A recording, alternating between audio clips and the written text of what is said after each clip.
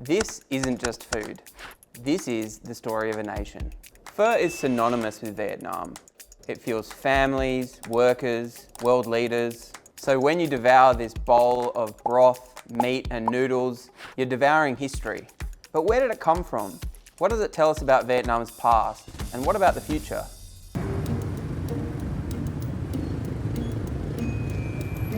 It's not always easy to explain where a dish comes from.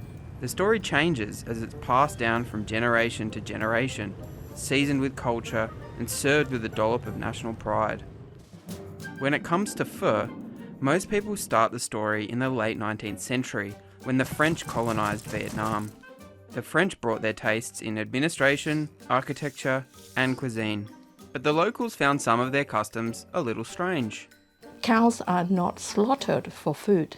Cows, like buffaloes, were used to plough the fields. But you know the French are meat eaters and they are very fond of their beef steak.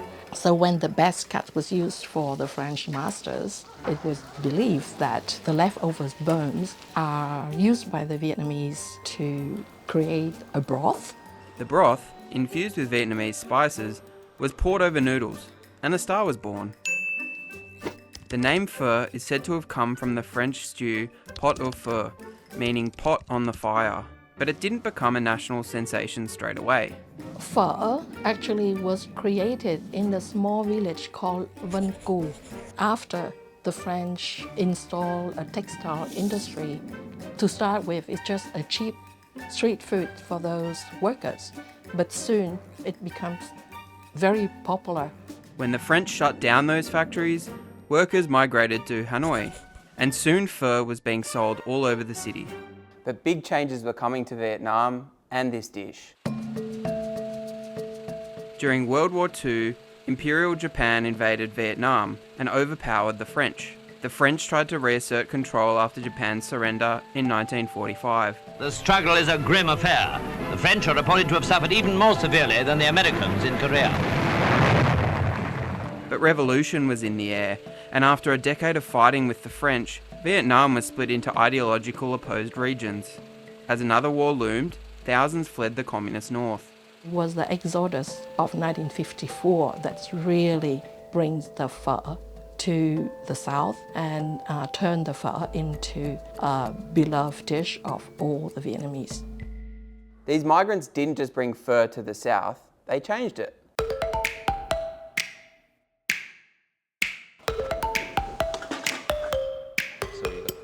Chef Ha Nguyen runs a cooking school in Melbourne and says pho from the north is different from pho from the south.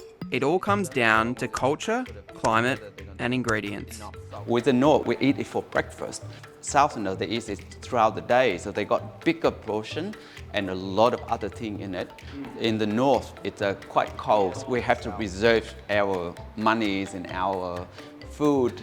In the south, because you got the sun and you got the water, they can be generous. So then it means a lot more meat, a lot more vegetable, a lot more herbs. So, which is better? A little bit rivalry within the Vietnamese community, and they all think that their food is still better than the others. Even in my domestic household, we got two. I'm from the north, my partner from the south, and quite often we have to not argue, but we'll say that, okay, that's what we're going to have. The other time, that's what we're going to have. The war that locals call the American War sent Vietnamese people, and with them pho, across the world. The dish came to Australia by waves of refugees escaping the conflict. Pho is clearly more than just a dish, and a pho restaurant is not just a place where you go to eat. It is a recreated homeland, a little piece of Vietnam that the diaspora was trying to find and to recreate. Vietnam's diaspora remains divided over history and politics.